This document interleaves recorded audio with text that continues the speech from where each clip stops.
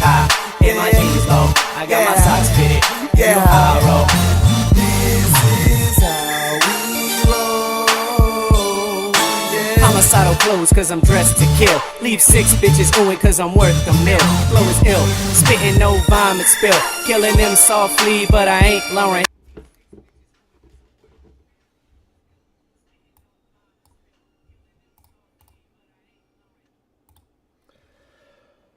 What is up, my people? Welcome back to another episode of the Townie Sports Podcast. I am one of your 2 tremendous hosts for the show, but not for today. We got a special guest with us today, but first and foremost, my co-host every week, Vic. Vic, how you doing, bro? I'm doing well, Sammy. Just sending out the link, because all of our friends are waiting to watch. That's awesome. That's awesome. And of course, we can't have a preview episode without the guy that we love bringing in to our preview episodes. One of the 2 hosts of the Fairweather Podcast, A-Rod. A-Rod, thanks again for joining us today, bro. Always a pleasure, guys. You jump on mine, I jump on yours. Pause. Oh. Yeah. Hey, yo! Give me a joke up in this seat. But we got a great episode planned for today, A-Rod. I'm really glad you came on. We've been trying so many different segments. We've been changing up kind of how we're attacking the show because we see a lot of podcasts kind of go in these different directions. So we're trying to kind of like stick to our roots, but like not be that simple, 4-letter word ESP or 4 letters ESPN stuff. But today, pretty much how we're going to start it off, do like a little NFL quickie. Just kind of touch on, and perfect person to bring on for our NFL quickie pause because we're going to be doing a lot of NYC talk today, unfortunately. And then, of course, we are going to get and dive deep into the NBA because that's what we love to talk about. That's kind of why Vic and I wanted to start this podcast because we both love hoops. And, of course, you're a big Knicks fan, so who better else to bring on to talk about the Atlantic Division than you, and we have 3 of the 5 teams in the division represented right here on this podcast. So can't wait to do that. And then of course we're gonna end it Vic's Townie takeaway, whatever he's got for us today. Probably something soccer because we've been hitting it soccer on the Townie takeaways the last few weeks. So Yeah, it should just be called the soccer takeaway, right? Yeah. I made Vic was on my podcast yesterday. I made him spit some soccer knowledge. I love it. I love it. I wish I could have been on. But all right. Real quick, Vic, we have the Saints and the Cardinals tonight in about 12 minutes. And I know you like to touch on some picks, some things that you like, maybe some props for this game tonight. What do you like? And A-Rod, feel free if you see anything you like in this game, if you're taking Saints money line or, I think the spread right now is the Cardinals minus 2.5, if I'm not mistaken. Well, yeah, I believe you're right, Sammy. So I'm going to give credit to our buddy Chris Nolan, who wanted us to get this bet out there to the people. Wants the people to have the bets. He has Hopkins over 63.5 receiving yards tonight. Now, obviously, Arizona is without. Hold on, real quick. Marquise Brown. Or Hollywood Brown. So more targets for Hopkins first game back. Let's see what happens, but I like it. 60, what was it? 60.5. Yeah. 63.5 yards. I like it. And I like the DeAndre Hopkins anytime touchdown scorer as well. If you want to pop that in there with that. Absolutely. I honestly I like Arizona minus 2.5 to be honest with you, but I refuse to bet on these Thursday night games. Not great. They're awful. What about you, A-Rod? Anything on this game? I'm looking for the Cardinals to dominate this game only because a lot of the offensive players for the Saints aren't going to be there. So take that into consideration. DeAndre Hopkins is back. He probably has one of the hypest videos I've seen coming back in a while that a player has decided to make for themselves. And DeAndre doesn't disappoint. So I'm liking that number there that is given, but I think the Cardinals can blow it up, to be honest with you. Okay. Yeah, I'm with you. I actually would take the Cardinals in this game as well. But let's get down to – go ahead, Vic. Sorry, Sammy. I was going to ask you guys, how do you feel about Mark Ingram and the under in his carries? 6.5. Under. Oh yeah, I would. 6.5. I'd probably take that. Is he Kamara's starting? playing. No, Kamara's playing. No, Oh. but yeah. Yes, 6.5, 6.5 to 8, I think is what he'll get. So you're going over.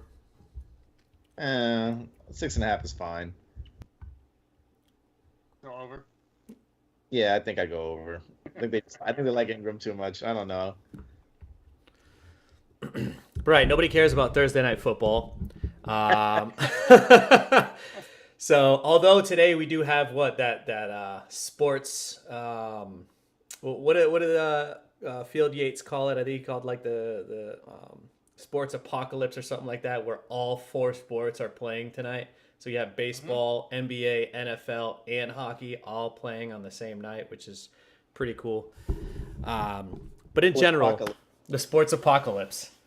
But in general, bringing you on, A-Rod, giving you your flowers, and also giving us credit, because I know you were on for our NFL preview, and we told you, the Jets could be sneaky. We didn't think they were going to be this sneaky, but hey, man, this is your time. The New York Football Jets, the New York Jets are 4-2. Talk about it. Tell us about it. What's going on in your head as a fan and all that good stuff? What a time to be alive, man. That's all I can say. So I am one of the members of the Fair Weather podcast. And the reason KK and I decided to make the Fair Weather podcast was to basically bring our fan bases down and just humble those people who think this is our year, we're doing this, blah, blah, blah, blah. And I'm always one of those people that are like counting this team out. They break your heart every year. They do something that kind of gets your attention, signing a Le'Veon Bell, going and get a big free agent acquisition, making a move up to get a first-round pick, trading away the first-round pick after 3 seasons, breaking your heart constantly. So it's been a roller coaster ride for me. And I think at the beginning of the season, I was in shock and awe saying, okay, we drafted very well. We didn't make that great of a splash in free agency, nothing that really I was like, wow, outside of some O-line help. But the pieces are working, and the pieces are falling into play. And I think they've got just the right amount of young talent to pair with the older guys that are there, and it's working, and it looks good, and everybody seems to be having fun in New York playing football. And I've been one of those guys that, like I said, I want to see more, and I'm about to eat crow on this because I said they're not going to win more than 4 games, and they're already there. We're at 4 games, so the good news is I'm always been a Jets fan. I just, count them out all the time, and I'm pretty sure they took that Kendrick Lamar verse and said, "I love when you count me out," and they're starting to play like this for me. But I'm proud of it. I've always been a big Saleh fan. I love the drafting of Breece Hall. I love it comparing putting it together with Michael Carter. You get the thunder and lightning right there with the 2. Garrett Wilson is amazing. Sauce Gardner, my lord, man, it's the second coming of Revis for me. I love seeing it. Don't think that I'm not happy about or don't want to, parade around as the Zach Wilson stuff. Like, Zach Wilson is whatever. He's not that great of a quarterback or efficient at that, but they're still winning with him at quarterback, so I can't be upset with it. But yeah, man, I'm all in. I'm loving it. I got to ride this wave for as long as I can, and we get to play Broncos country next week. So let's ride. Yeah, let's ride this. So real quick shout out Geronimo. Had to shout out Geronimo, of course, as we begin the pod. And also, one of the questions we have in the chat, A-Rod, is how much money is around your neck right now? People. This whole thing, it is a Ben Baller chain, and it is very expensive. I'm not one to be flashy to tell how much stuff is, because you might pull up on me and try and rob me. So, yeah. All right, that's smart. That's smart. Give us a range. It's like a stack. You got a stacker on his neck. Couple. There you go. There's your answer. All right, so I know where I'm going after this. A-Rod's house. Find me. Drop a pin, baby. All right, so obviously the other team I want to get to, that way Vic can chime in on both, are of course, the New York Football Giants are another team kind of dominating the NFL currently. They are 5-1. Now, Vic, I'll start with you because A-Rod just got his chance to shine about the Jets, but looking at the Jets and the Giants right now, and I know you guys had touched on this, A-Rod, in your podcast yesterday, but are these two teams legit? Like, should these two teams be taken seriously, or are we just seeing kind of a benefit of maybe a slightly easy schedule that they have going on, or a lot of mistakes from the teams that they are playing? Although, to be fair, the Jets to this point have had the 10th hardest strength of schedule. So take that for what it is. But Vic, what's your take on the Jets and or the Giants? Yeah, so I mean, if I had to pick one of these teams to make the playoffs, I would pick the Giants. I think they have the easier path, and I think Pro Football Focus's projections reflect that. The Giants have a 74% chance to make the playoffs. They also have the 26th easiest. I'm sorry, the 6th easiest schedule. Quick maths. Yeah, God, guys, a blender. My God. But with the Jets having the 16th hardest schedule moving forward. So I also think it has to do with their division that they're in as well. I believe that the Jets are going to have to play the Bills twice, right? They still have to play them twice. Yeah. Yes. They have to play Patriots the twice. Twice, and then play Miami again. So, yeah, I think it's the East. Other than Buffalo is going to eat each other up. I don't know that we're going to get two East playoff teams this year. Hey, Rod, you got any rebuttal to that? There's a whole lot of football to play still. Like there's still so much football to play. I mean, is there though? We keep saying this, and see, this is great. I'm so glad you brought that up because, Vic and I were sitting here after probably week 4, and we're like, there's still a lot of football to play. Some of these teams that we might not believe in, or some of these teams that are showing us things that are like really good that we didn't expect. But look at us here now, right? Like, think about this. We're sitting here now, week 7. You got Philly at 6-0. You got the Giants at 5-1, the Vikings at 5-1, the Bills at 5-1. I mean, and then you have the other teams that, A-Rod, you were on that show for it, where you got the Colts 3-2, the 3-2-1, and the Titans at 3-2, and you got the Rams sitting at 3-3. Like, I know there's 10 games left, right? But this has to give us some sort of indication of like maybe these teams aren't as good as we thought, or maybe there's a hangover for the Rams, or maybe the Giants are legit. Yeah, I think I'm with Vic on the same thing. Like, if one of these two teams had to make the playoffs, I'm not poo-pooing on my team. Like, I want them to go, by all means. Go, just what Salah preached, all gas, no brake. That's what I want from these boys. But the Giants are kind of sitting in a weaker division. They're kind of sitting in a weaker conference with a lot of their teams there. So, but anything can happen. I think last year Kansas City lost like 3 in a row, and we were writing them off, and boom, they just picked up ahead of steam. So anything can happen. But the Giants, I think they've always had the talent. They've just had an identity crisis at head coach. They hired 2 pretty shitty head coaches back to back, in Judge and I forget the other dude with the mullet they had before him, McAdoo. They hired those 2 guys, and there was identity crisis there immediately. They've had the pieces. The one thing that's kind of like amazing to me, or kind of strange, I should say, is how they're going away from the talent they have at receiver and are going into the guys that they've drafted or that they brought in, as opposed to, we paid Kenny Golladay all this money. We went and got Tony in the first round, and we're going to just neglect these guys and worry about the other players on this team. Right. So that's kind of strange to me, but the new head coach there, was it Daboll? Is that his name? Daboll, yeah. Brian Daboll. Daboll, whatever. Like, he's got these boys playing, and winning culture is always good for the New York teams. And with the Jets, Elijah Moore wants out. I could care less, bro. You've been there a year. Thank you for your service. Go Go play for Cleveland. I don't care, but there's a winning culture there. You'll get your targets. Everyone's going to get their targets, but it's great to see winning culture back in New York. I can say that. I'm happy for that. I think I've gone from the perspective of, and I know you mentioned it a couple weeks ago, any given Sunday, right? Like that's the common theme. Yeah, absolutely. But I'm at a point now where it's like every freaking Sunday, something crazy is happening. Your thing is you just have to stop betting on football. On the I just got to stop betting on Sunday. College, I'm good. Yeah, that's true too. Leave him alone.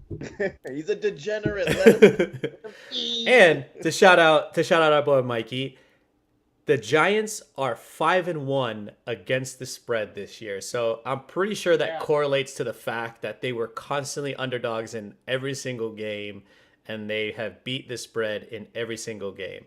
So pretty crazy to think right there. That, I mean, as people that like football, plus seeing what Vegas had for us, that, we were on board with maybe this team is fake, but no, Vegas thought so too. But hey, it's time to believe, right? Gotta believe in the Giants now. Gotta respect them. And if you look at the spread darlings this year, it's the Giants and the Atlanta Falcons who continually beat the spread. Yep. The Falcons are 6-0 against the spread. Houston is also having a good year as well against the spread, 3-1-1.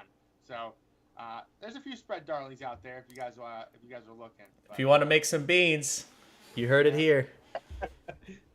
It's some beanstalks, not them beans.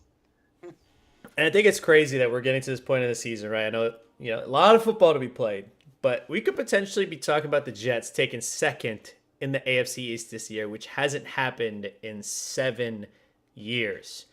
They're currently projected to be an 8 to 9 win team, which they haven't won more than 7 games since 2015. So, hey Rod, I think it's time to celebrate a little bit, man. You gotta love that.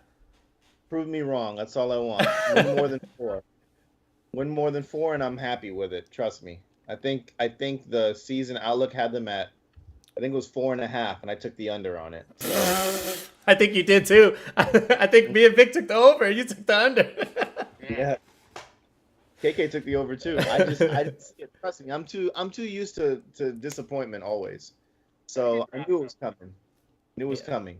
But didn't know it was going to be this good, like right out the gates. So I know you mentioned, the Danger Witch and, Broncos country, let's ride. We're looking at, I'm talking about the NFC West though. I'm talking about where Russ used to be, but it looks like the NFC West went from NFC best to NFC less. You got the Rams struggling the year 3-3. They have not looked right. Like even in their victories, it just hasn't looked good. I don't know about you guys. Like Stafford just doesn't look that great. I think I watched an episode of, what is that show? That Gridiron Heights. Oh man, that episode this week was really funny. I noticed that the 49ers have had their struggles on the road since they played the first 4 of their 6 games on the road, but they are stout at home at 2-1, 1-3 on the road. Are the 49ers the team that's going to take the NFC West? I think a lot of the odds are pointing towards that. What do you think, Vic? Yeah, I think so. I think. Do you really think the Rams are struggling, or is this just a Super Bowl hangover? That's my question. It's both. I mean, you have to say it's both. I mean, it doesn't look like Matthew Stafford is looking at anybody else on that team, other than Cooper Kupp, and it's Cup. Yeah, that's it. You got skin to be a receiver on that team. Right? Yeah, he may be racist. The jury is out, and that's obviously in jest. So you can't sue me, Matthew Stafford. All views of Vic's are solely his own. They are not associated with Townie Sports Podcast. No. It is called satire. You cannot sue me for satire. Freedom of speech, baby. But no, the team seems disjointed. I think that they're still going to come out on top of the division. But wouldn't it be awesome if the Seahawks made the playoffs and Denver didn't? That would be hilarious. That would be poetic justice, wouldn't it be? Oh, it'd be incredible. Now I'm feeling dangerous.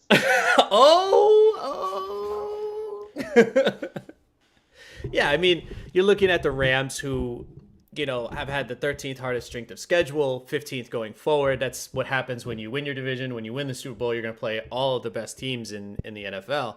So it could be a little bit of the Super Bowl hangover. Matthew Stafford looking not quite as good as maybe he was last year.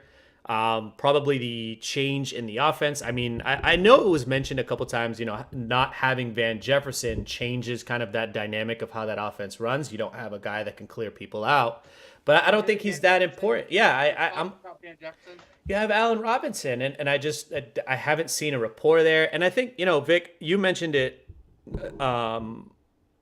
I think a few weeks ago, and I know you were talking about rookie wide receivers, like following into the system and learning it. Yeah. I think Allen Robinson is probably in a similar case, in a sense. He's coming to a brand new offense, probably an offense that's more competent than what he's used to.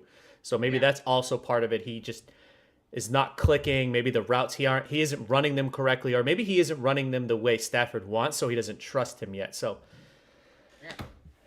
I don't know. He's open though. Like you see the memes everywhere, the pictures. It shows him like wide open, and Stafford just not seeing him. But I think it's a little bit of Super Bowl hangover. And by the way, if you had Andy Dalton throwing a 50-yard pass for a touchdown on your Thursday night, Who caught it? Winner, Do you know who caught that touchdown? Who caught it? Rashid Shaheed. Okay, good. Dude, that's a real name. I know.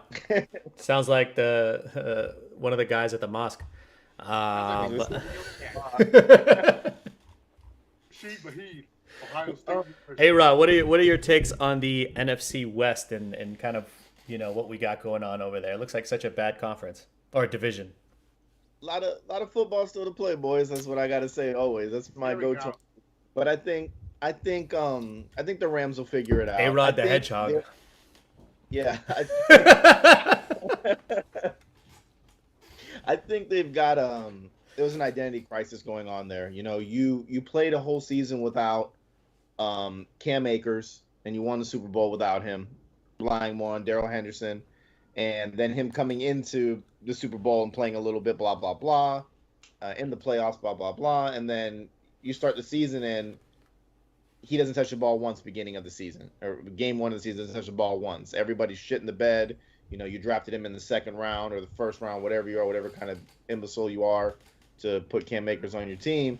And then you start seeing that, like, we're going to get rid of this problem. And I think they noticed that right out the gates, that we have an internal issue and we have to address this, and it's at the running back position, and it's starting to fester all on the offense. We're going to get rid of this. We're going to remove it, blah, blah, blah. So I think there's some pieces there missing. I say the key to success always is Von Miller. Just give Von Miller your team and you're going to be good. Yeah. Whatever Von Miller does, he shines. I don't care how old Von Miller is. He's just got that attitude, that presence, that swagger that helps you do well. And going to Buffalo, it's probably going to do wonders for them. But staying out west, I think the Rams, they'll pick it up. They definitely have to do better on offense. Defense has looked a little bit sluggish a bit lately, but they'll pick it up. I think 49ers, they're always a dark horse team. We don't expect them to go. We do expect them to go deep, but we don't at the same time. Like when you look at the matchup, you're usually in favor of the other team, and then the 49ers are like, well, hold my beer really quick. We're gonna beat Rodgers at his own game, a game of field goals and a touchdown, and that's it. So things happen crazy with the 49ers. I think the best thing that happened for them, and I want the kid to do good, not, wishing for a good career. But Trey Lance going down in the Jimmy G era is still showing there is a good thing for them, because same team, same offense, same everything there. And then the Seahawks, surprising. They're a very surprising team to see what's going on. I absolutely can't stand Geno Smith, being a Jets fan, and what I had to endure with him as my quarterback and dealing with those ups and downs. However, I'm happy for him. And he may have the greatest quote I've ever heard in a long time. I really love that. And who's the other team that I'm forgetting out there? Cardinals. Yeah, I forget it. Hopefully, D-Hop. That's not who I'm talking about. Wolf in sheep's clothes, man, is what they were to me last year. So to this year, so I don't have a lot of faith in the Cardinals. I got more faith in the Seahawks than I do with the Cardinals. So, all right. But I still think the Rams take that division. Ooh, I don't know. I don't know. I think you pointed out something very interesting, and kind of while you were talking, I was looking it up. You're looking at a Rams defense last season that was one of the top 5 in pass rush, and a Rams defense that this year is 15th in pass rush.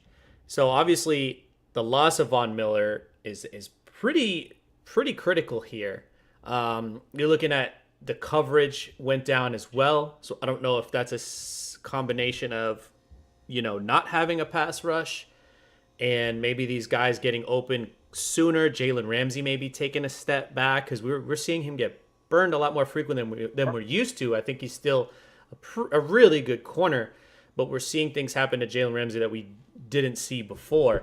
So I think there's a combination of what Vic was talking about with Super Bowl hangover, plus what you alluded to where, Von Miller just made that defense that much better. Yeah. And can we touch a little bit on where we think Cam Akers is going to end up? He's getting traded? Oh, he's getting traded. He's gone. He's getting traded. He's done with. He's not coming back for the Rams. So and they've said that.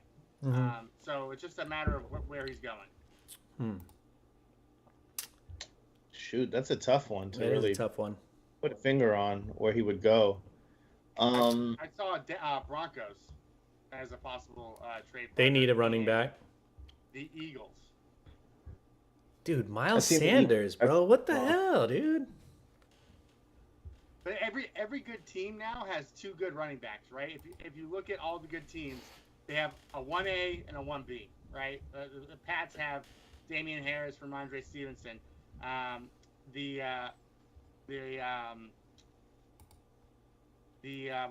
Broncos had. Just say the goddamn Jets already. I was gonna say it. I didn't want to give it to you. Brees Hall, Michael Carter. Good one. Michael Carter and Brees Hall. Brees Hall. The Broncos had Melvin Gordon and 49ers have Deebo Samuel and Deebo Samuel, the wide receiver and the running back. well, they had what's the guy that always gets hurt? What's his name? Elijah Mitchell. Elijah Mitchell. I almost want to say Elijah Moore because now I'm thinking about him. But Don't. yeah, I called Robert Saleh Mo Salah yesterday too. Hey, Liverpool. But yeah, I mean, I think that there's something like inherently wrong there, with like the culture of the team right now. Yeah. They just need to get back on track. Yeah. Yeah, and I think he's the problem. I think he's definitely the problem. I don't think there's no way he could be the main problem though. There has to be other issues. There are other issues, I believe, too, but I think that's one big problem that people are seeing. And it's, it's just like one guy at work. When you go to the office and he's talking shit at the coffee station, and then he tells the other guy, and the other guy's like, I didn't think of it like that. And then he spreads it to another one, and then the other guy. And then finally your CEO hears about it, and then he pulls you on his office, and he's like, what's going on, guys? But he's not wrong, though. He's the best running back on that. He's better than Darrell Henderson. Yeah. I mean, Darrell Henderson has gotten more playing time, and I've seen Darrell Henderson take them, not single-handedly, but I've seen him be the lead back to get all the way to the playoffs, and then finally, like, we're going to put Cam Akers in, and Cam Akers, his first game in, fumbles the ball twice and almost costs him a game. So there's an argument here. Youth is on torn ACL. Best ability is availability, right? But don't play him. Don't play him, and bro, you're a professional. Don't fumble the ball 3 times against the Buccaneers. Like, come on. They were trying to give that game away. They were, and Von Miller was not going to let that shit happen. Von Miller and Aaron Donald were not going to let that shit happen. I'm sorry. So, I think Cam Akers may be better, but how much has he played in the NFL, realistically? He's been in the league, 3 years? Right. He's only played maybe half a season 8 total. games? Yeah. 8 games maybe total. So, good riddance, man. But there were some really good games. Yeah, they were. And what did the owner say about those picks? Fuck them. Fuck those picks, bro. Let them go. Fuck them Let kids. them go. You got talent there. They'll be okay. I think he ends up either in Los Angeles with the Chargers. I think Philadelphia, or you go where all players go to get a second chance, Carolina. Tampa. Or Tampa. Tampa may want. I mean, Tom Brady gets what Tom Brady wants. You can't catch the ball and he fumbles. Tom Brady doesn't want that. Yeah. Tom Brady ain't gonna put up with that. All right. We'll see. Hey, Rod, you can chime in when you want, or you can, zone out and watch the Yankees game while we do our little quick townie digress. Obviously, New England Patriots thoughts, Victor. Zappy fever. And actually, A-Rod, maybe you can talk about it as well. You're on the outside looking in. And I know where Vic stands on this, but obviously I have to bring it up in person. I got to bring it up live so everybody can hear it and I can post about it when he's wrong. Is the Zappy fever real, Vic? When you're wrong, you're wrong. Absolutely, it's real. Are you kidding me? It's the realest thing since Matt Castle. Oh my god. I mean, I think both of our quarterbacks suck. if you're asking me. Okay. Mac Jones. I don't think Zappy sucks, but like I don't think he's like a. I think he's an Andy Dalton. Like they're like an Andy Dalton type. Kirk Cousins, if you will. We love to call people Kirk Cousins types, but Middling. The type Kirk Cousins. Kirk Cousins never on that type. Brian Hoyer type. Like Zappy's like reminds me of Brian Hoyer, right? He can start for a team, but he's not like your number one choice. He's like your 32nd choice, right? But he's only a rookie, and he set a lot of FCS records. So I'm gonna believe the hype right now. According to Pro Football Focus, he's the 13th rated quarterback right now, above Mitch Trubisky, above Davis Mills, even above my beloved Joe Burrow right now. Oh my god. It's just the way it is, man. I will give you this. I still think Mac Jones is a better quarterback. I do see a lot more poise from Zappy in the pocket. I think early on I saw a lot more fear. I saw what do they call it? His legs were moving too much for me, Mac Jones, in the first couple games. Zappy looks like he knows exactly where to go with his feet. He knows when to step up in the pocket, and I think that's extremely big. He knows how to step up in the pocket. Right. Like Mac Jones does not know how to. He doesn't. You see Mac Jones a lot of the times either stand still and throw, or maybe even sometimes on his back foot and throw. Running away. Yeah. Right. I don't think he's near as accurate, so I think it's still a project, right? Like he still needs some work. And regardless of what people think, I don't think his arm is that much strong. Like it's such a small amount stronger. I think he's got more zip. Like I think he can throw the ball harder, but I don't necessarily think he can throw the ball farther. I know that sounds really weird, but that's my take on Zappy. I just think Zappy's better. I think they're like the same person. They even look the same. I just think that they're the same guy, except Zappy's a little bit more polished as a quarterback, whereas Mac Jones didn't really have to do much at Alabama other than throw it to, future Hall of Famers. You think Zappy's more polished as a quarterback than Mac Jones? Yeah, absolutely. I don't think so at all. Then have you been watching Mac Jones? Yes, I watch every week, and I think Zappy is also benefiting from awful teams. And I think if you notice how the offense has evolved, like this I think we also forget, like we're taking it as equals, right? But we also have to remember that this whole offensive scheme is brand new. So they've been tinkering with it for so long, and I think they were going to do that with Mac, and I think Mac would have probably got to the same progression point, maybe a little bit better, but they dump down the offense. They rely on Ramondre a lot more. I think that helps. I do admit Zappy's play action is incredible. Zappy is really good at hiding or showing the tucking it into him. I like his play action play much better than Mac Jones's, but I definitely don't think he's a better, more polished quarterback than Mac Jones. He has no big time throws. I think Mac had 2 in only 2 games. And so He threw like 350 yards. What are you talking about? Oh my God. Against who? Against the Browns, but I mean,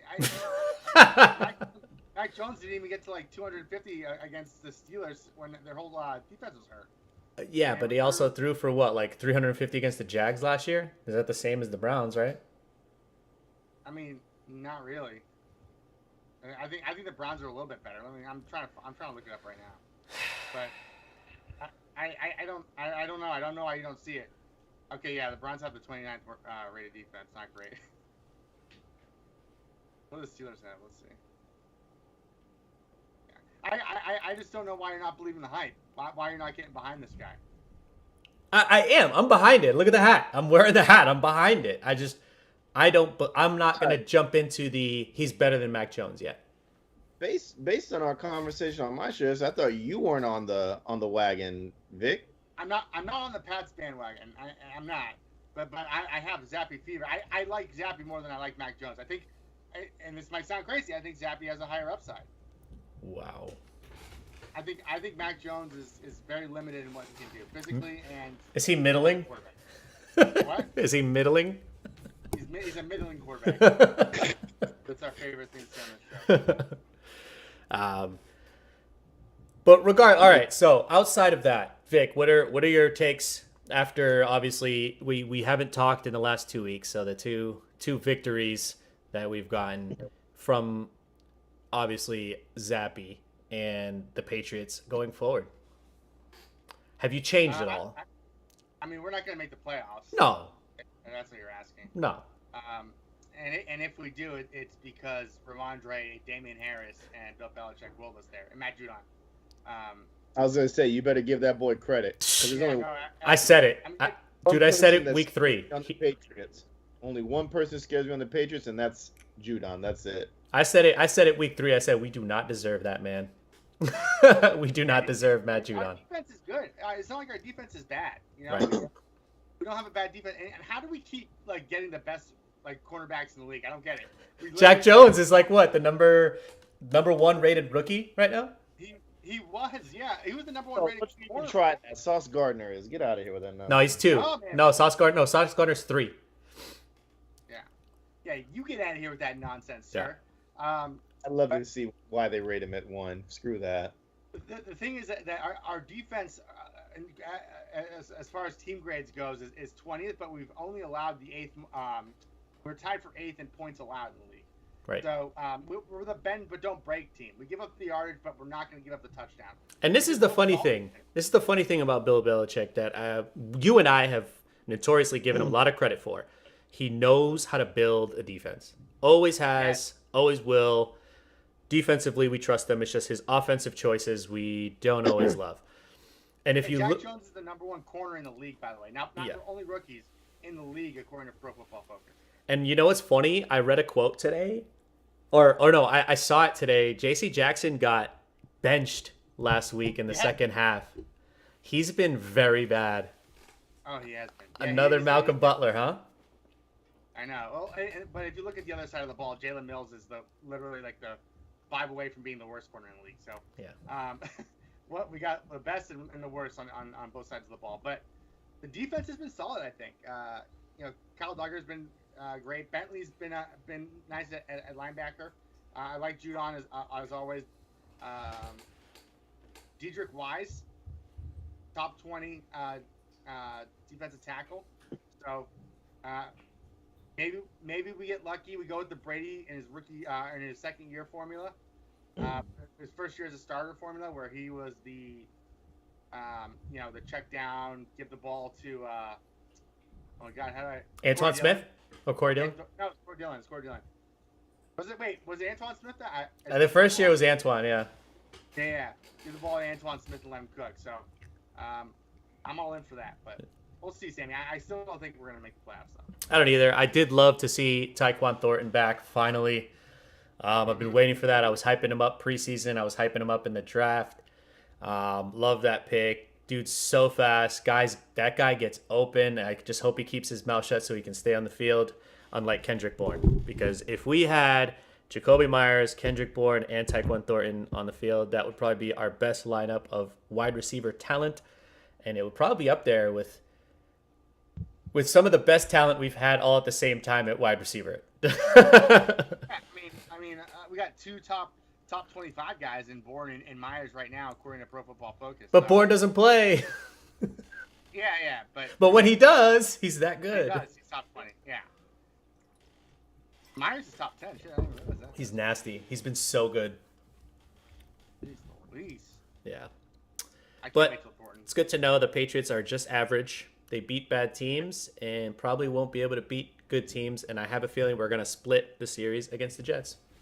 Yeah, it's really because we can't come back from a deficit. And I said this yesterday, so A-Rod, you're hearing this again, but the, the the Patriots and the Jets have the same. Patriots, Jets, and Giants all have the same problem.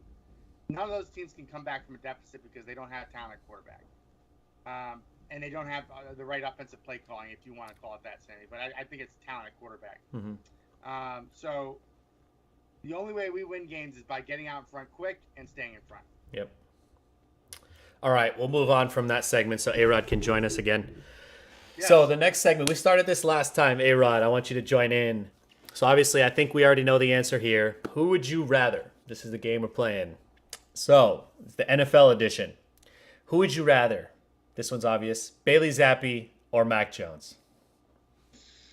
I'm going Mac, only for the fact that you've invested in him, and Zappi beat two shitty teams. So I'm going with Mac. Give my man some respect.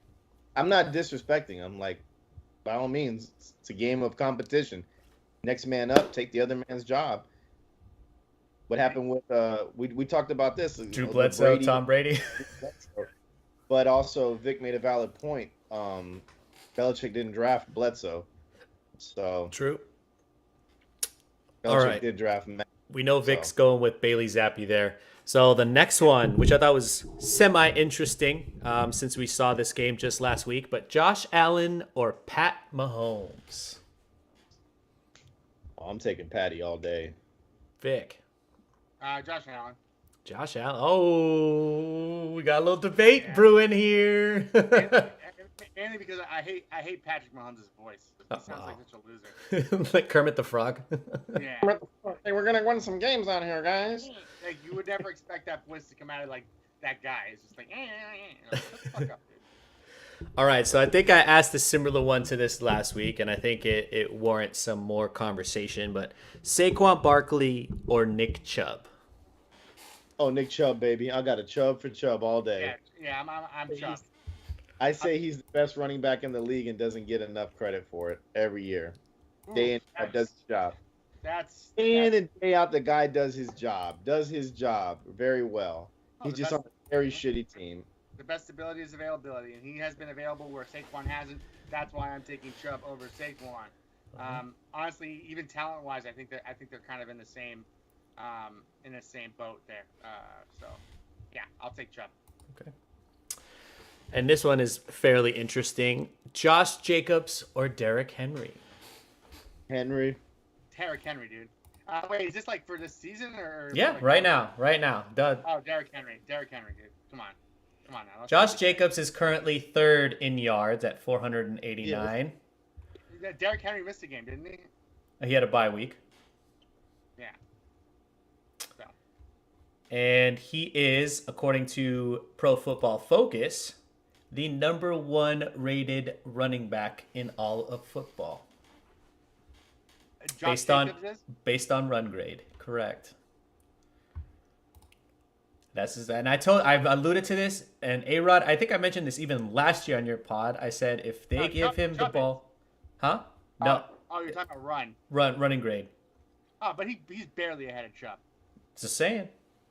I'm not, but I wasn't comparing him to Chubb. I was comparing him to Derrick Henry. So Travis Etienne's number 5. I don't know if I agree with these. So Josh Jacobs, obviously we always feared where his head was at, right? But there's also the fact that they don't give him the ball enough, and they are a much more effective offense, and he plays a lot better when they give him the ball more than 15 times per game, and they've done that, I think, for 2 straight weeks, and I think they won, or for 3 straight weeks, and they've won 2 out of those 3. So it's also what? Say it with me, boys. Contract year for him. So got to show up. There it is. All right. Last one. This is more of a fun one than anything. Ramondre Stevenson or Derrick Henry? Ramondre. Fucking home. I think it's interesting just because I know Derrick Henry is getting the ball past him a lot more this year than he has in previous seasons, but I think it's a lot more interesting where you can look at Ramondre Stevenson potentially being one of the best running backs in the NFL simply for the fact that he could catch the ball and he runs the ball like a monster. You know, he's becoming one of those more dual threat type of running backs. Yeah, and if you look at, so I'm looking at the same thing I think that you were looking at, Sammy. If you look at the receiving snaps between Derrick Henry and Ramondre Stevenson. Ramondre Stevenson has taken 107 quote unquote passing snaps where it's been a pass play. Derrick Henry's only taken 58. Yep. Give me Ramondre all day, baby. What about you? What are you, A-Rod, taking Henry too? Of course, I'm taking Derrick Henry, not Ramon. I'm a fucking retard over here, man. Like, come on, bro. Derrick Henry, put some respect on that man's name. I'm not okay? disrespecting. Do you This was see just his workout? Do you see the freaking bulldozing shit that he does to people? Like, okay, I get it. He's on like a crappy. Okay, how about this one? I'll flip it on you now. Would you rather have Derrick Henry on your team, like right now, or Ramondre Stevenson? I just told you, Ramondre. Ramondre Stevenson. I mean, that's why I brought it up, because they have equivalent years this year. They're both having excellent seasons. So Yeah, y'all smoke some good stuff on the show. all right. Derrick Henry is 41st in yards per carry, whereas my boy Ramondre, and I don't even need to see it. I know Line up against him, Vic. Line up against him, Vic. I'd love to see you. Vic, but you see where I'm going? You saw where I'm going with the would you rather, though? I'm glad you're seeing what I... I wouldn't want to line up against either of these guys. I mean, Yeah. These guys are tanks, but I'm telling you, the way Ramondre plays in the passing game has to be a factor over Derrick Henry. And this is not a homer thing. Oh, it absolutely is a homer thing. But still, It's absolute a thing. No, but but Ramondre Stevenson is averaging 5.1 yards per carry. Derrick Henry 3.9. big difference. Yeah. All right, segue to the NBA. We're going to continue this would you rather, okay? Now we're going NBA.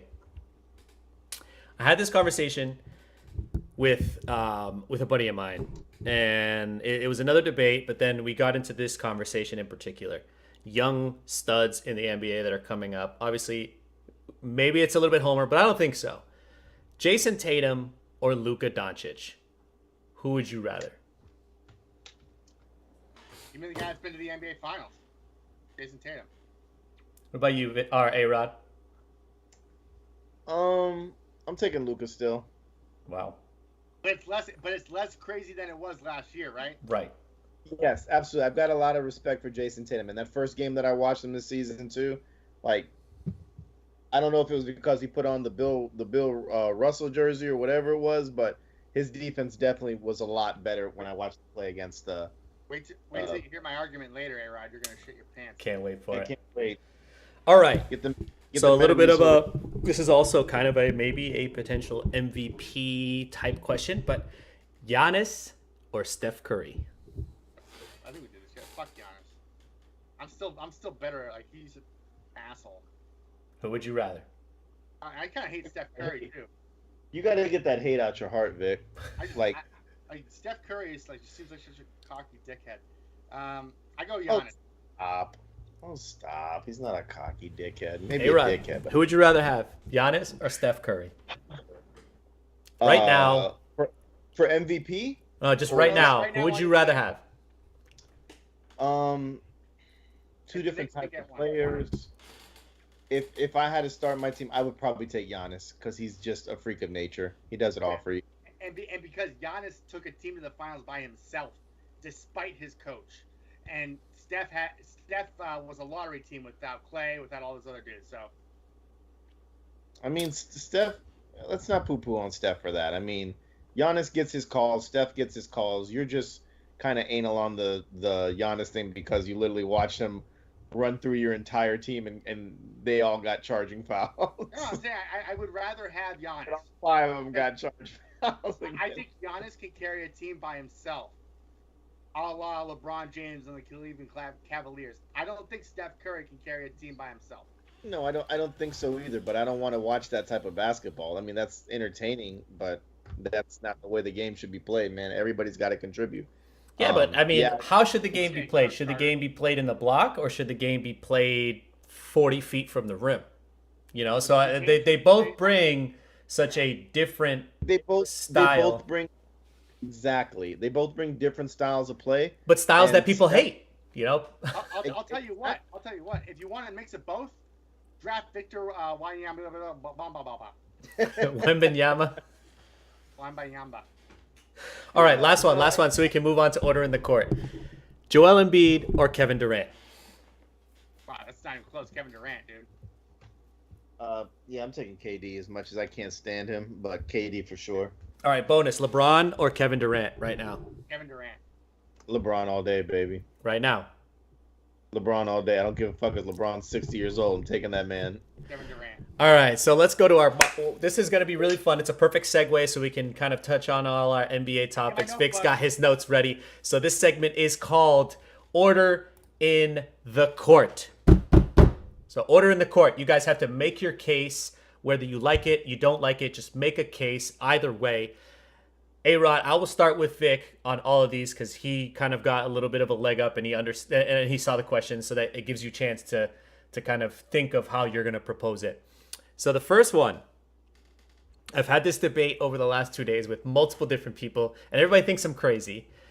Make the case for Jason Tatum as a legitimate top 5 NBA player right now. I mean, this is the easiest case that you could have given me, Sammy. This is absolutely redonkulous. I am sick that people still give you a hard time about saying this. I mean, it's ridiculous, really. And I have a few points that I can give you to bring up to these young folks. Hold on real quick. Young folks. So here we go. So let me start off. So Tatum had the best net rating in the NBA last season. He had the 8th most points per game after the All-Star break. Didn't he also have the most minutes? Minutes played? I don't think so. In the playoffs, probably, but not. I think altogether, I think he did. Maybe. I didn't see that. Sorry. Hold on, real quick. Why isn't this shit working? I had one more stat I wanted to do, but I didn't have a chance to do it. So, 8 points per game. I don't know what the fuck this says. Can't read his own notes. I can't read my own handwriting. Oh my god. Did you? What a mongoloid. Second offensive rating post All-Star break, and just offensive rating in general, not net rating, offensive rating. The only person that was in front of him was his teammate Al Horford. 13th defensive rating post All-Star break. He was 7th. Fuck, man, why can't I write better? God, you were like a child, you mongoloid. I did like chicken scratch because I was trying to write it real quick before the show. 7th in usage percentage in the league, right? Post All-Star break. 9th.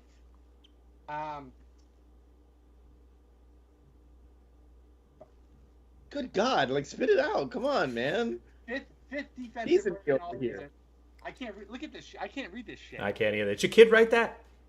Dude, it's chicken scratch. He was number 1 in defensive win shares as well. 5th in opponent field goal percentage. For the season, in front of Marcus Smart, by the way. He was ahead of Marcus Smart in opponent field goal percentage. And he played 76 games. The best ability is availability, gentlemen. And that is why my guy, Jason Tatum, is absolutely a top 5 player. Little iffy. Hey, Rod, you want to take a stab at that? Or do you not think? He was top 5 everything. All right, here's what I'm going to say about Mr. Tatum is I won't give you stats because I know you guys are just like numbers guys and analytics guys, and I appreciate that for you guys. But I'm more of a guy that watches the game and just I see progression.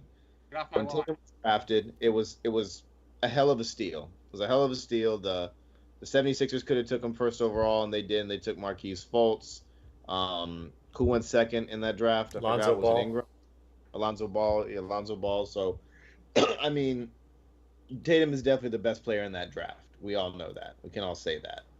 I think when y'all got him, Kyrie Irving was supposed to be that focal point, and he was supposed to be like second or third fiddle to Jaylen Brown, and obviously the Kyrie experiment. I don't think failed. Tatum was even supposed to play, to be honest.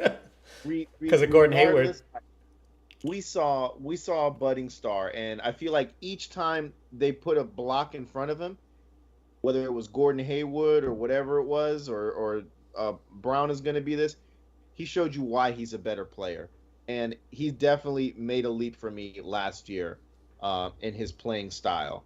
He definitely showed me that he is a top 10 player in this league. Top five, I don't know, but coming into the season this year, and I saw that defense against the 76ers, that's something I didn't see. And I don't want to be the guy that's like, fool me once, the George Bush saying that he says all the time, or that's always overplayed. I don't want to be that guy with Jason Tatum, but I am a Tatum fan. I realized he was burnt out going into the finals. You could tell he was burnt out. There were games where he just wasn't 100% there. I'll give him that. I will give him that. That sucks to burn out at that time. But the kid is a competitor. The kid is going to win. Just Draymond Green's sub has steak in it and his has bacon, so I don't want to hear that shit. So this is Jason Tatum's time to shine, and could he be top five? I think he could. I think he'd be a top five player. So I'm running with it. But so let me ask you this. I think the biggest point that I wanted to take away from this conversation with both of you is like, it's not that crazy anymore to think Jason Tatum could be the top 5 player. Well, and then not only that, look at. I'm surprised you're just seeing it now, A-Rod, because he took down Kevin Durant and Jimmy Butler in those playoffs. He went toe-to-toe with those guys. First off, toot your horn, okay? He swept Nets trash, okay? Swept that Nets trash. But not only that, he held Kevin Durant down. Kevin Durant had issues defensively against Jason Tatum. He could not. And vice versa, and offensively, he couldn't score against Tatum. That's what I'm saying. Oh, okay. Yeah. So, I think the thing that Jason Tatum gives you, and if I told you Luka Doncic was a top 5 guy, would you think I was crazy? Because Luka doesn't give you that defense. Right. And Tatum can give you similar offense to Luka. Maybe not the playmaking, but he can definitely give you the points and the rebounds. And he's starting to get better with his handles too. So right now, my only weakness for Jason Tatum is his mouth. I just wish he'd stop complaining all the time. And I think the big takeaway as well, the guys, I know we always say this all the time. He's 24 years old, number one. He's 19. 19 years old. Weird Celtics Twitter. But I saw a quote today that said, everybody's faulting Jason Tatum for not taking down a dynasty at 24 years old. And that, I think that's really important because everybody is looking at Jason Tatum through this lens of the NBA Finals. And I know why, right? Because it's a narrative. The NBA Finals is everybody's watching it. Nobody's watching those little small division playoffs, the conference championships. Nobody's really paying as much attention as the NBA Finals, right? So all anybody thinks of is they take it in a vacuum and they say, Jason Tatum choked in the finals. Dude, that's probably... And Vic, I'm taking it from you. That's probably one of the best basketball teams in the last 5 to 10 years, and you know what I mean. Like he couldn't beat them at the age of 24. But the thing is, we should have beat them if Robert Williams never got hurt. That we're not talking about. I don't want. I get it. I know. Shit, bro. I don't want to hear that shit. You didn't. You lost. But it's true. It's true, and it's bullshit. It's not. Nothing is given. Nothing is given. You don't know how they're gonna play against it. So no, you didn't win. Yeah. Deal with it. Yeah. Everybody had injuries. I've dealt with it. It's fine. I don't think that team was even the best Warriors team that we've seen the last year. Oh yeah, no, I think the one with Durant is still better, but and last year's Celtics team's bench was made up of second-year guys and Derek White. This year is a whole lot different. We've got veterans on the bench now. Those second-year guys. Before we get there, we have to finish. We're getting there. Well, it's rematch season, baby. I want blood. I want Draymond's blood. So real quick, all right, let's finish up this order in the court, and then we can do this freestyle NBA. But can either of you guys make the case for the Cleveland Cavaliers to be a top 5 seed in the Eastern Conference? No. I cannot. I can see growth, and I can see good things happening there. They're making but not this year. The East is, and we've talked about this on A-Rod Show, the East is so loaded this year with talent. Right. And yes, I know that they got Donovan Mitchell. I hate to break it to you guys. I'm not a huge Donovan Mitchell fan. I don't. What's that? Weren't you though? He used to be. I used to be. Yes, I used to be. And then I saw his defense in the playoffs, and I was like, this guy doesn't give a shit. This guy doesn't play fucking defense. I was just watching highlight tapes. But I don't think. Jersey. I have his jersey, yes, because I like the Utah jersey. Who was I going to get? Gobert? Come on. But I don't think he moves the needle as much as people think he does for that team.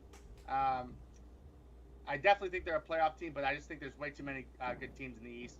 You got Boston, you got Miami, you got Philly, and Philly's still got a trade to make. And I know everybody's shitting on Brooklyn, but Brooklyn's still there. Milwaukee, Atlanta.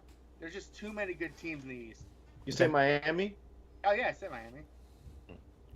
All right. Honestly, Miami's the only team I'm scared of in the East. I'm not afraid of Giannis anymore. He doesn't haunt my dreams. I don't see him everywhere I go.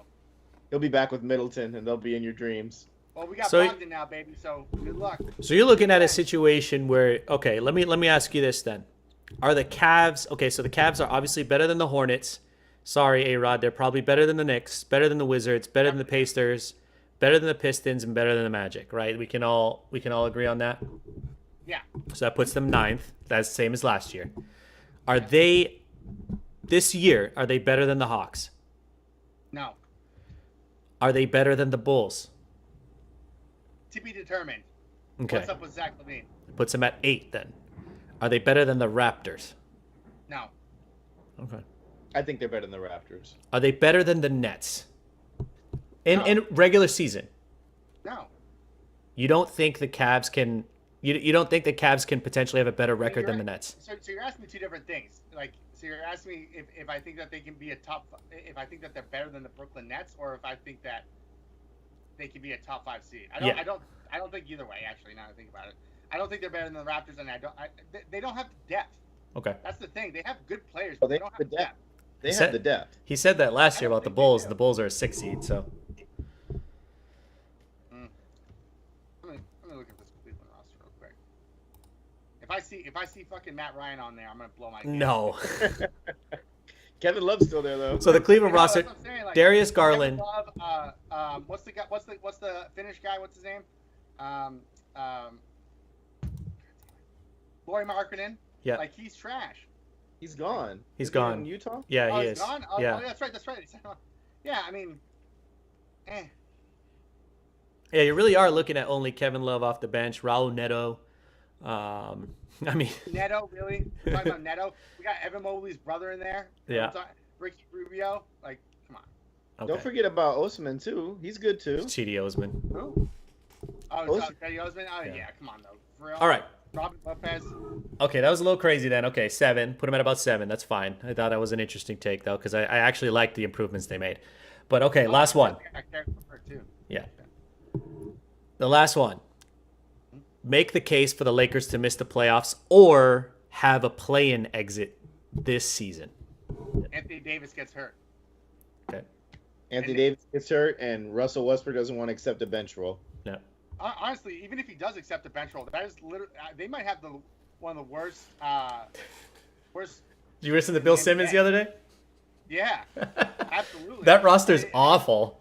But when you play Matt Ryan 20 minutes on opening night, you have issues.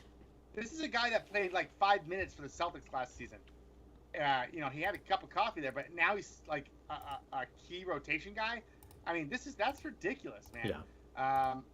Now, like Bill Simmons, I do believe that hopefully there is a trade to be made, but they've hamstrung themselves so much already that it might be difficult to get a good. I mean, Bill Simmons was saying trading for Miles Turner and Buddy Hield doesn't really move the needle. I don't think so. And I don't know that it doesn't, but I think if AD gets hurt, I think this is a lottery team, dude.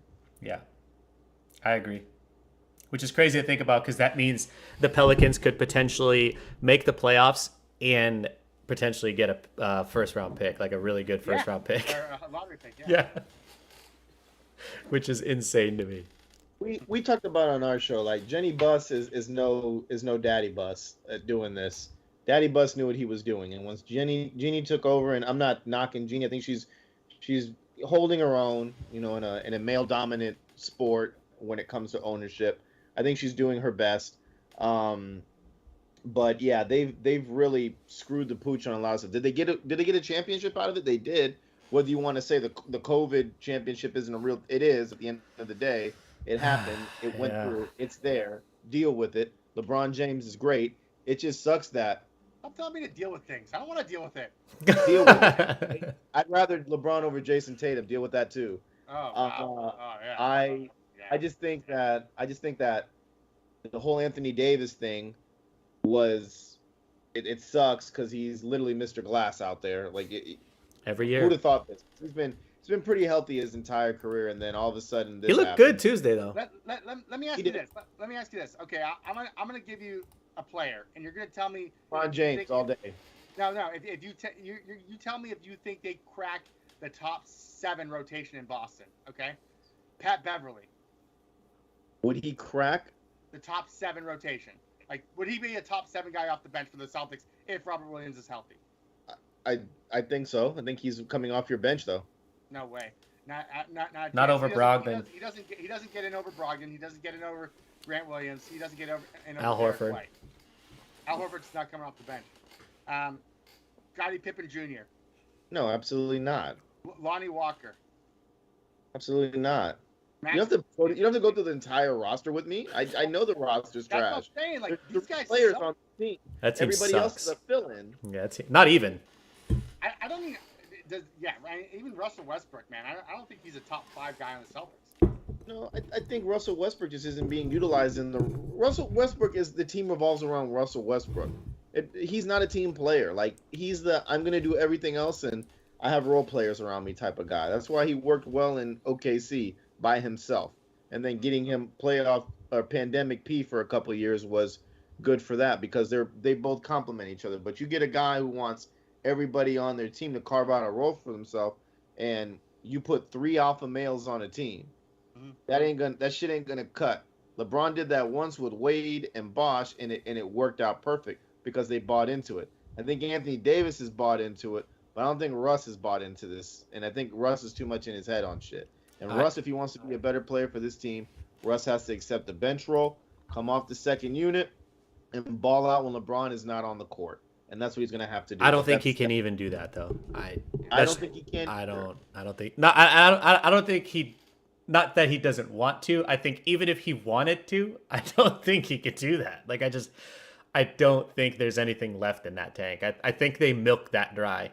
Like I like it happened a little later, but I think we're looking at Russell Westbrook as Kemba Walker. Like there's nothing left there. I think so. I think we're getting to that point eventually, but yeah, the Laker team is trash. I still think they make the playoffs, and I think LeBron, Le GM has like some strings to pull. I don't think they're a high seed though. I still don't think they're a high seed, but you have to give the talent of Anthony Davis, if healthy, what he can bring to you. I'm looking at this real quick, right? So I don't think the Spurs are going to be a play-in team this year, right? Like, I think that's probably one of the worst teams in the NBA, right? But look at this real quick. Okay, entertain me for a second. So obviously you got Suns, Grizzlies, Warriors, Mavs, Jazz. No, maybe not the Jazz either. Nuggets, Timberwolves, Pelicans, Clippers. Okay, so that's 9 teams right there. 8. Let's say 8. Do you think healthy Blazers is better than the Lakers? Yeah. Yeah. Right Hel- now, yeah. Healthy Kings better than the Yes. Lakers?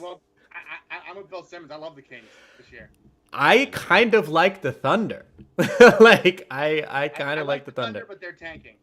You think so? For sure. They're tanking. Yeah. Absolutely. Okay. So maybe you're right, A-Rod. Maybe they do sneak in as a 10-9 seed potentially. But I think what we're all talking about here is, yeah, they're an AD injury away, which is going to happen, right? It's going to happen. They're an AD injury away from being probably like the 12 or the 13. I don't even know. Are they so like? Okay, you said I'm looking at the standings right now, and obviously it's one game in the season. No, I'm doing last year's. I'm just looking at last year's. I'm kind of rolling off the Right. teams. I'm looking at today's though. So Denver's going to be in there.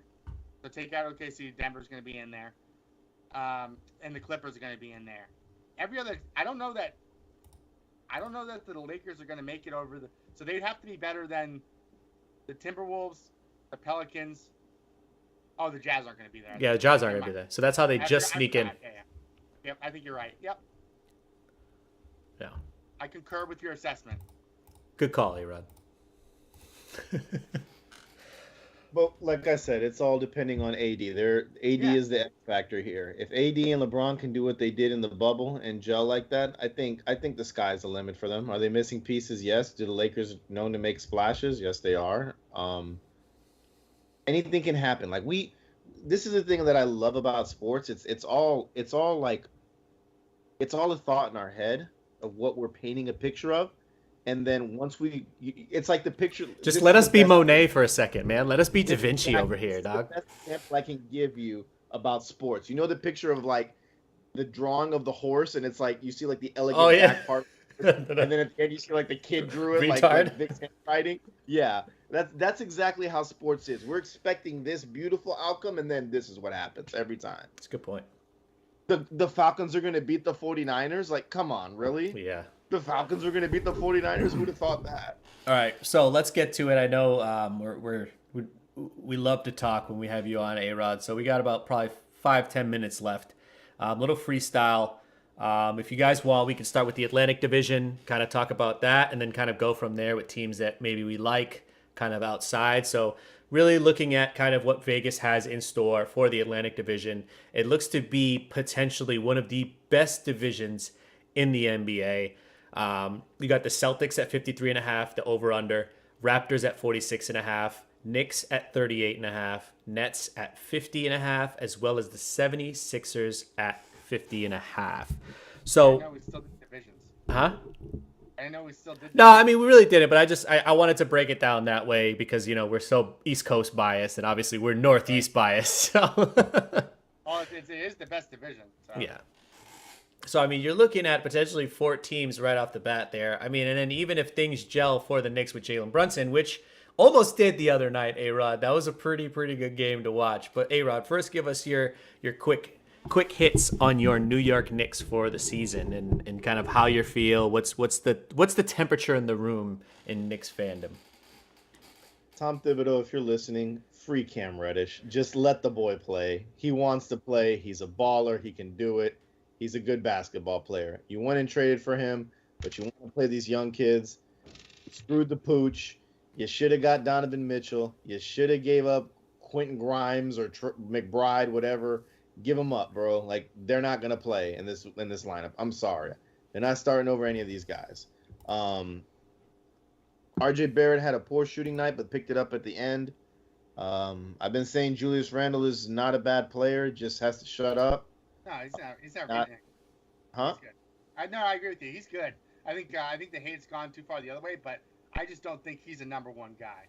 I think I think there's nobody on the Knicks that's a number one guy. Right. I think they complement each other just right, where RJ Barrett can be leading the team in scoring one night and Julius Randle can be 1A, 1B, and I'm okay with that.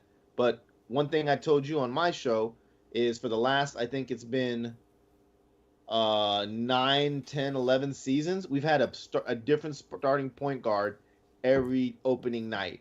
Haven't had a consistent starting point guard. So Jalen Brunson, now we've solidified that he can possibly be that, and I'm praying that he is that. I'm happy Mark Cuban didn't want to overpay for this. We wanted to be the ones to do it, so hopefully it pans out. I like the kid. I like where his head is on his shoulders. I don't expect him to be a huge scorer. I just need him to facilitate the offense and take some pressure off of RJ Barrett. I like the team. They put in a lot yesterday. They did lose. It's sad to see that, but it does feel good to bring a team that was, second or third in their conference, and especially with John Morant, who's everyone's new favorite player now, to take them to overtime and give it their heart and soul. So I like the Knicks. However, this is a new year for us, and I said last year, make the playoffs and win a series. This year, just make the playoffs this year. That's all I want to see. So, A-Rod, let me ask you this. Vegas has the wins at 38.5 for the New York Knicks. That's only 1.5 games more than last season. Now, with that number in your mind, how does that make you feel? And what's the number you have in your head? Just make the playoffs. That's all I have for you, bro. Last Like, year to win the playoffs, you had to win 43 games. Sammy, this is a team just like the New York Jets that makes me want to drink heavily on the weekends, on the weekdays, depending on what's going on. So, does it look good on paper? You know, I give it a B- on paper. I literally give it a B- on paper. If they would have got Donovan Mitchell, I would have given him a solid A-. I'm taking the over, to be honest. I want to eat crow, bro. I really do. I would love to eat crow, but I see him about the same. But just make the playoffs. That's all I want. Okay. Cool.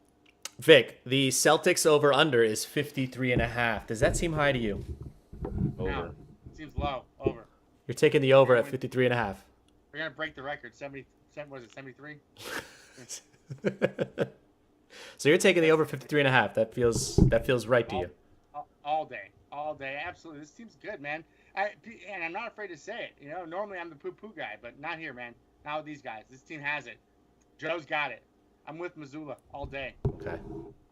And they got the Nets and Sixers at 50.5. Philip. Oh my god, man. All right. Yeah. So I see your over-unders here. There's no way the Sixers win over 50 games, right? No, I don't think so. Not with the way that the roster is currently constructed, I think. Mm-mm. That seems high as well. I thought the Nets over/under is high only because they're historically known to have slow starts, and their guys take off like weeks at a time for powwows and shit. Right. Yeah. And last year they won 44, so you're looking at 6 games difference. Better? Yeah, No 6 way. game better with not much. What did they do to improve this offseason? I don't think that much. They got 1 year older. They yeah. lost Blake Griffin. Right. But then they added Ben Simmons. Hey, he took a shot in the fourth. He took Yeah. a shot in the fourth. And then he fouled out. Yeah. Yeah. Yeah. And Vic, I want to be convinced of this 33.5 win total for the Sacramento Kings because I keep hearing it everywhere. And I know you're another person that's probably all in on the Sacramento Kings. What's the big deal with the Sacramento Kings? Yeah, so I think this is the year that they finally make the jump. Although, you know what, their first game didn't really make me feel like it. Right, same. Same. I was hyped preseason. I don't know that I'm hyped anymore. 1 game in. Yeah, seriously though, like it just looks like this is a doomed franchise that's never going to be good. Yeah. I was hyped for De'Aaron Fox this year. I always had like a little soft spot for Malik Monk. Yep. They had Herter. Sabonis had a good, strong end of the season last season. I like Davion Mitchell. When Keegan Murray gets back, maybe. Keegan Murray. He's got COVID, right? I think he's got COVID. Yeah, but Harrison Barnes is still on that team, and believe it or not, he can still contribute. Matt Dellavedova. I thought they just had players. You know what I mean? Grinders. Yeah, wrong. This team sucks. Yeah. Again. Team is bad, bro. So Come on. on the other side, though, Bad. But Looking at. they're better than the Lakers with a hurt AD. No, they're not. Yes, they are. Absolutely. They're not.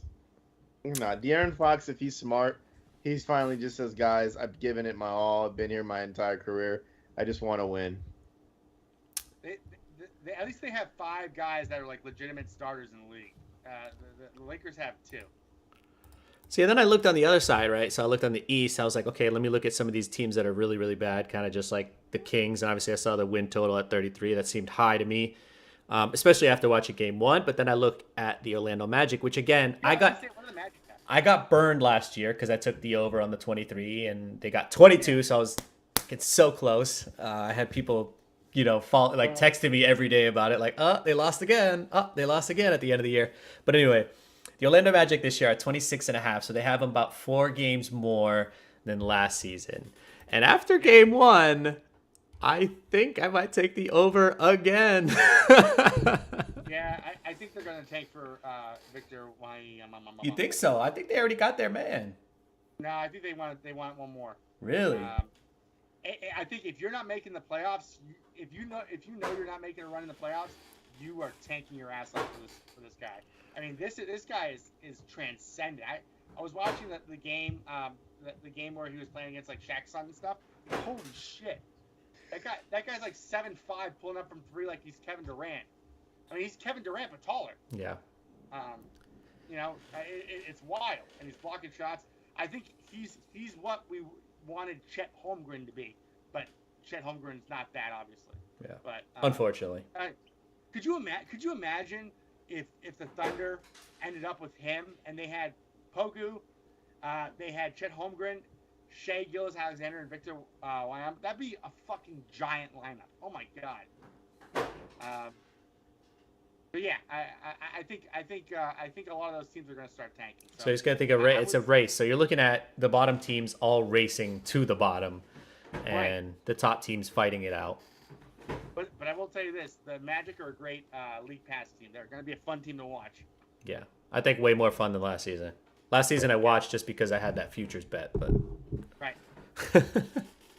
But another team that I want to talk about was the Cavs. We talked a little bit about it, alluded a little bit, so I think we touched on that enough. That's another team that I think could be sneaky good this year. I mean, again, you're looking at the top three teams, right? The Celtics, Bucks, Sixers, Heat, right? Top four, probably no particular order. I mean, at what point do you have to start restricting minutes, especially when you're looking at all those teams? I mean, besides the Sixers, maybe the Sixers try to push ahead. You got the Celtics and the Bucks who had to go to 7 in the Eastern Conference Finals. I mean, is this going to be a marathon type season for all of them? Are they gonna all push for the top seed? I mean, don't you have to? Isn't that the name of the game? Yeah, that's what it's all about always. Yeah. Yeah, I mean, when you get in where you fit in, and then you got to roll with it when it comes to playoffs. I mean, everybody called Greg Popovich smart when he used to chill. That's all I'm saying. Yeah, I mean, but not everybody's Greg Popovich. True. I think a lot of teams it's a matchup, but we see surprising things happen in the playoffs, things we don't expect. And there's a lot of basketball to play. I say about all sports. There's always a lot of sports to play. But there is a lot of basketball. There really is. 81 more games. Yeah. Anything can happen, bro. Like AD could sneeze and freaking his leg snaps. So you can dream it, you can do it, baby. Yeah. I agree, but there's a lot of basketball to play, and I think when it comes to playoffs, if you're the 1 seed and someone's on your ass, you better grind and not pull your starters and let those boys play hardcore basketball to the very end, tooth and nail, so you get that 1 seed. And then if you're fighting for a playoff spot or you're in the middle of the pack and you see an advantage, take advantage of that and try and maneuver how you can. It's all like war. It's strategy here.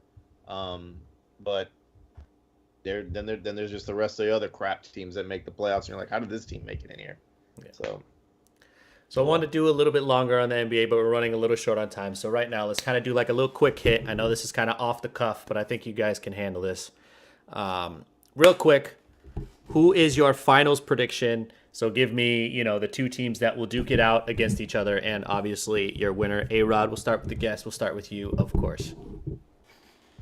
Fuck, I'm gonna go Milwaukee Bucks versus the Golden State Warriors is what I'm gonna say. Vic. I got a rematch. Warriors Celtics in 5. I have a little bit of a crazy one just because I hope that the West just battles it out with each other, and I hope Golden State gets exposed. But I got Celtics Mavs. Mavs? Yeah. Wow. Nice. I like it. Hey, man, if you're right, flip it. All right. And, okay, let's go down the list real quick, okay? MVP. Yeah. You guys can do that? You guys good with that? Who you got for MVP? Tatum. A-Rod. Giannis. I got Joel Embiid. Rookie of the Year. Paolo for sure. Paolo. Same here. Most improved player. Pritchard. No, I'm just Peyton kidding. Most improved player. Jeez, dude, I That's a tough one, isn't have it? to think. Who was hurt last year? Zion Oh, Williamson. Zion. I would say Zion. Yeah. I got Tyrese Halliburton. 6-man. Malcolm Brogdon. I hate that. I think that's the consensus, though. Like, as crazy as it sounds, I think that's like what everybody is saying. Like, the odds are so high for him to win the 6-man. Who He won could- 6-man last year?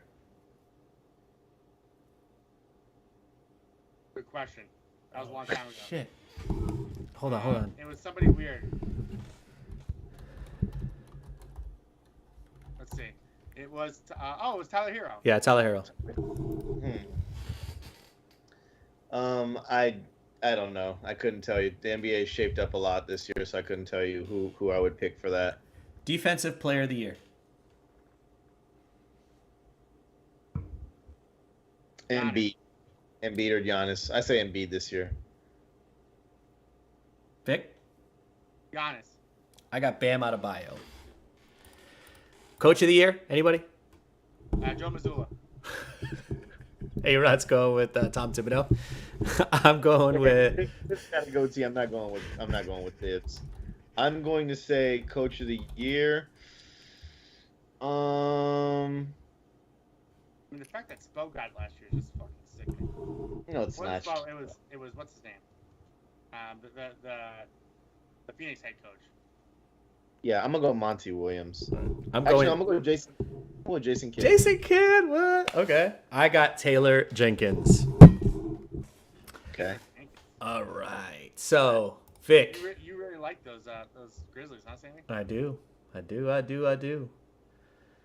Hey, Rod. Anything else you want to touch on with regards to the NBA? We're gonna have a lot more NBA talk next week. We'll probably do a lot more in depth. Obviously, we couldn't get to. We did actually a lot. The NFL was not much of a quickie. It was a little bit too long.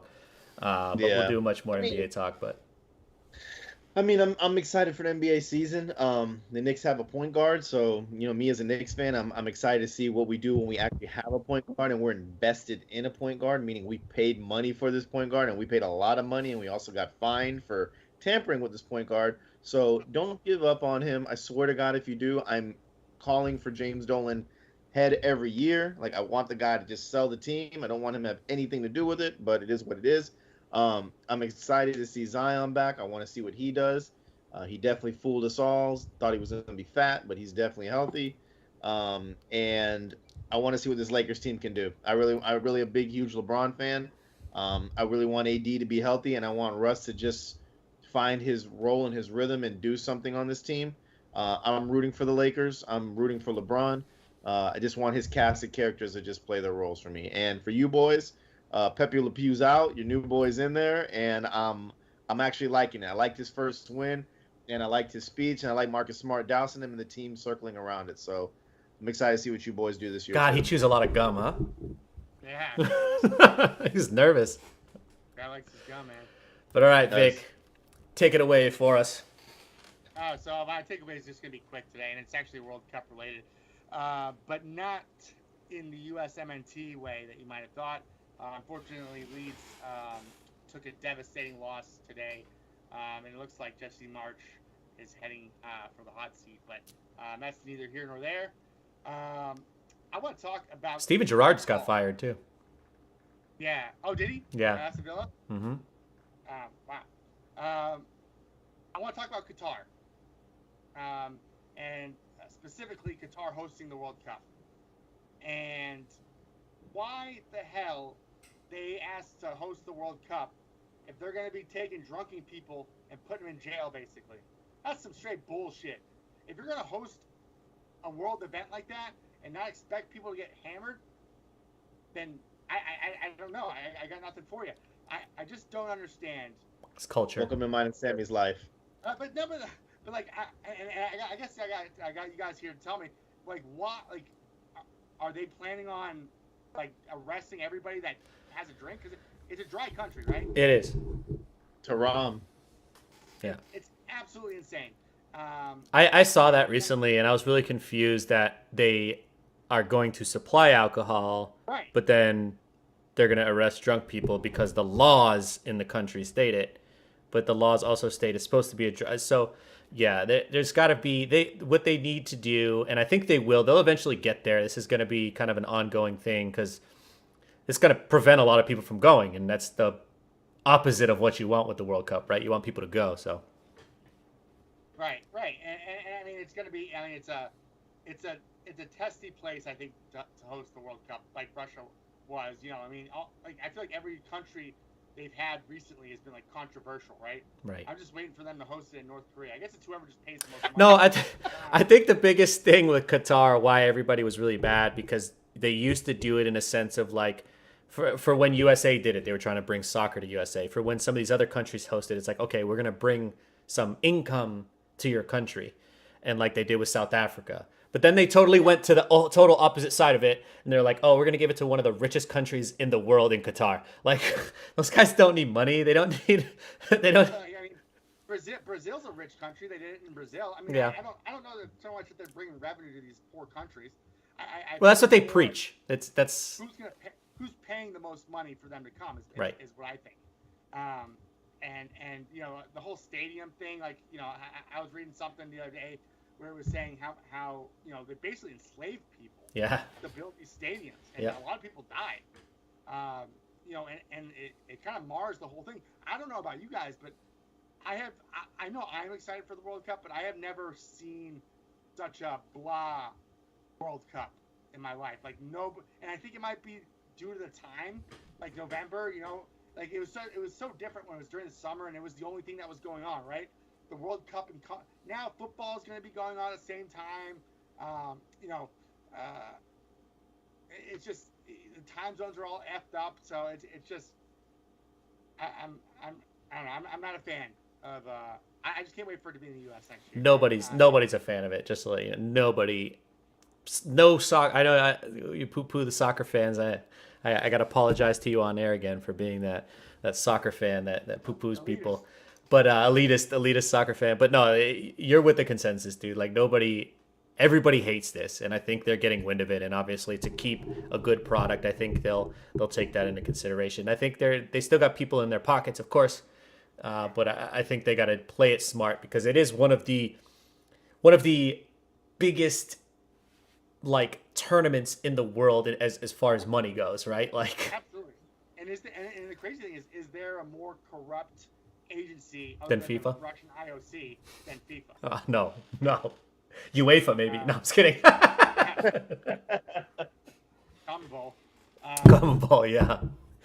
Coke money. I mean, it's crazy how corrupt these soccer federations get. I mean, there was a. I mean, you look at throughout, and I didn't mean to get like, you know, all talk about like, you know, a downer here, but Politics of it. I was reading an article, or really I was reading somebody's Twitter page, and they were talking about these drunken, basically jails that they're gonna have people in Qatar. I was like, why the fuck would you even have you know, this tournament there? It makes no sense. They need to do a campus. They need to have like a designated area where, like, if you leave here drunk, we will arrest you. Shenanigans. Yeah. Shenanigans.